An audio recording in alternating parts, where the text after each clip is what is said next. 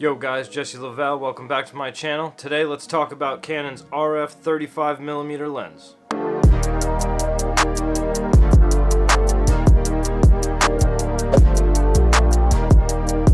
Most people don't consider this a real macro lens because it doesn't produce one-to-one images, but I still find it extremely useful for close-up videography.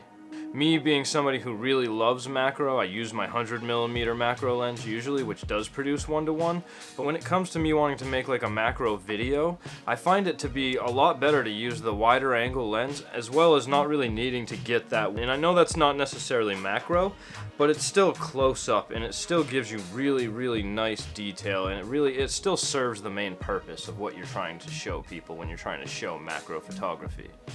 This lens does come with stabilization. It's advertised as giving you 5 stops worth of stabilization.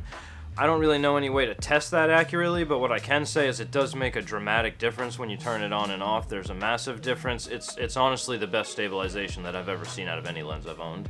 The RF lens does come with the control ring here on the end of the lens, which is awesome. I have it so it controls my ISO, but you can program it to control pretty much anything you want it to. So when it comes to autofocus with this lens, I kind of have a little bit of a conflicted emotions with it. Sometimes I find it to be like super fast, especially when I'm using it for regular photos. When I use it for video, sometimes I find if there's a big amount of depth in between the two subjects and I try to tap the screen and make it focus to the next subject, for some reason it seems to start to pull and then stop halfway through and then finish the pull. Now, there are a lot of different settings on my RP than versus my M50, the camera I'm used to, so it may be that I need to just go into those settings and fine-tune it a little more. I've tried and haven't been able to be successful with it yet, but again, it may be down to user error and not the lens. Now, all that being said, this is very quickly becoming one of my favorite lenses. The 35mm focal length is honestly just great to work with, especially being that it's on a full-frame camera. It's a very wide angle and it works great for a lot of different situations, especially video, which is what I like to do a lot of.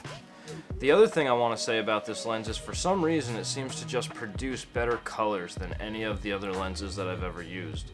The bokeh's really nice. Everything about it just really produces a beautiful picture. And I'm going to put up some of my sunsets from Vermont that I got.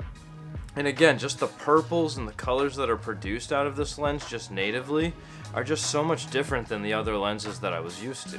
Again guys, to cap it off, the 35mm lens is really awesome. It's one of my favorite lenses. I highly recommend you pick it up. You won't be sorry. If this video helped you out, please go below, subscribe, check that notification bell, and I'll catch you guys on the next video.